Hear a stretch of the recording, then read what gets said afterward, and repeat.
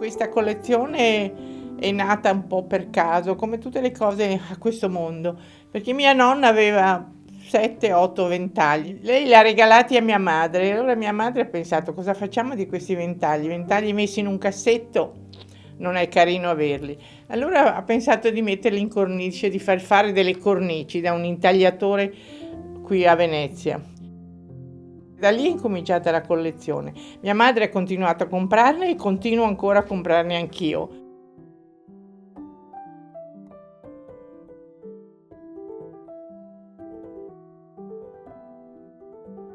La febbre del collezionista è una febbre pericolosissima, perché per esempio quando si vanno a delle aste, ecco, alle aste bisogna stare molto attenti, avere molta forza di carattere, perché quando piace una cosa, c'è qualche cosa di più forte di noi, che c'è il senso del possesso, e quindi lo voglio assolutamente, e quindi si può incorrere in seri guai. La gioia del collezionista è quello di vedersi, di vivere, di crescere in mezzo ai suoi oggetti che diventano gli amici di tutti i giorni. I ventagli nascono nei paesi caldi, ovviamente, e si perde forse sono nati con l'uomo, perché in un paese caldo era facile trovare una foglia di palma e ventolarsi con la foglia di palma.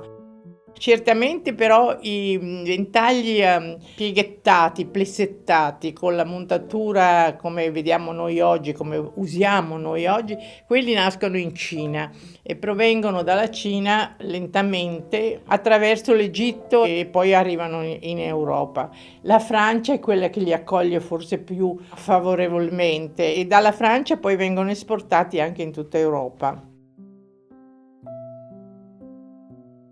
Nel Settecento il ventaglio era anche un mezzo, uno strumento di comunicazione, perché a secondo di come si teneva il ventaglio, a secondo della posizione, se vicino al viso, se vicino all'occhio, se vicino alla bocca, aveva un significato. Significato che però era segreto fra due persone, perché normalmente erano messaggi affettuosi, diciamo così.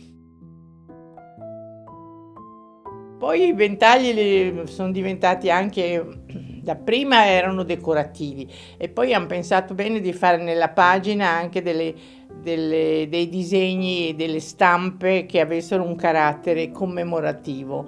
Per esempio c'è la riproduzione di un'opera, la scena di un'opera. Poi ci sono altri elementi, per esempio la lezione di geografia, l'incontro amoroso, c'erano i ventagli di matrimonio con le iniziali degli sposi legate insieme.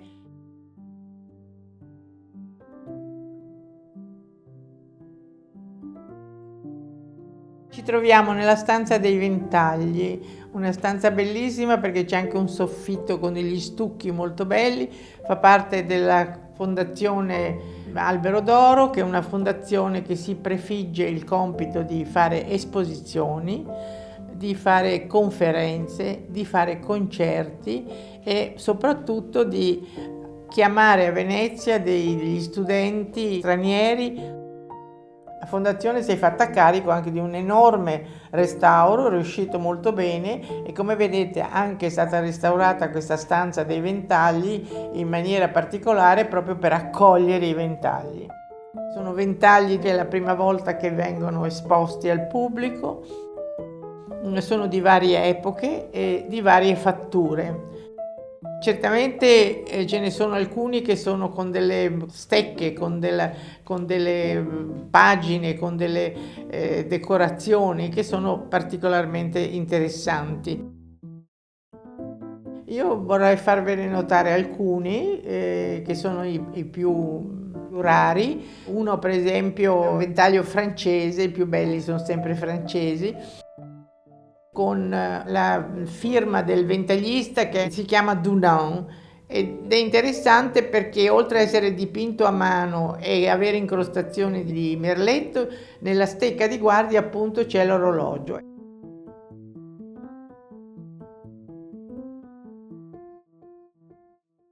Ce n'è un altro per esempio che è molto veneziano ed è del primo Novecento, come vedete c'è la gondola che fa vedere il fondo, dietro c'è il fondo di Venezia, ed è di una pittrice veneziana, Parisi, che è stata veramente una pittrice abbastanza nota.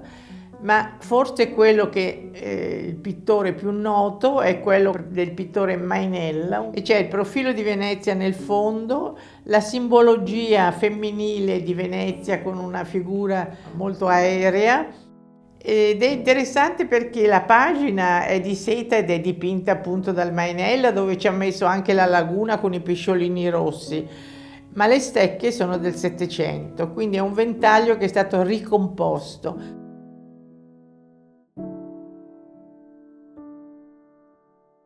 Questi di piume sono la bella époque del primo Novecento, non c'era signora elegante che non avesse un ventaglio di piume. Come vedete, quello più grande è screziato in marrone, l'altro invece è bianco di piume di struzzo, che è anche piume di Malibu, un misto di piume per dare più leggerezza al ventaglio. Uno anche alla scatola con l'indirizzo e il nome del ventaglista che ha fatto tutto l'apparato, diciamo così.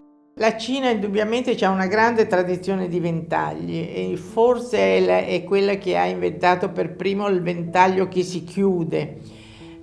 Tuttavia questo è un ventaglio particolare perché era un ventaglio che non era fatto per la clientela cinese, ma era fatto per la clientela straniera, cioè era il souvenir del ventaglio. Un pochino come quello che vediamo noi oggi nelle bancarelle, però fatto con materiale molto pregiato, perché è su carta molto grossa, una carta da disegno molto grossa, e le figure sono tutte con dei vestitini multicolore di seta applicata. La faccina è un dischetto di avorio dipinto a viso, ed è quello che è interessante è che ognuno ha un'espressione diversa, non ce n'è una uguale all'altra.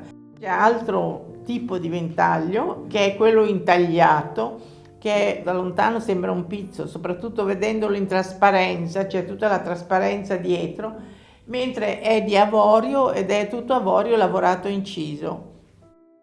Questo è un ventaglio patriottico, perché è un ventaglio dell'Ottocento, ma è l'epoca della dominazione austriaca a Venezia, e le signore avevano questo ventaglio che naturalmente tenevano chiuso, ma al momento opportuno e forse con un cenno diciamo così preordinato, tutte le signore lo aprivano insieme, quindi compariva il leone di San Marco ed era simbolico per il senso della libertà che la Repubblica di San Marco voleva avere anche sotto gli austriaci, perché era una dominazione abbastanza dura. Questo è anche importante sia per il pizzo sia per l'armatura che è in tartaruga, e con il monogramma che è in diamanti, non è in strass. La collezione privata è fatta in una certa maniera perché è ambientata in una certa maniera. Qui è ambientata in maniera che uno entra e ha questo scoppio, diciamo così, di allegria, di colori, di forme. I ventagli sono come delle farfalle che volano intorno e sono multicolore e danno il senso proprio di allegria, di qualche cosa di estremamente giulivo, di estremamente ottimista in questo momento soprattutto.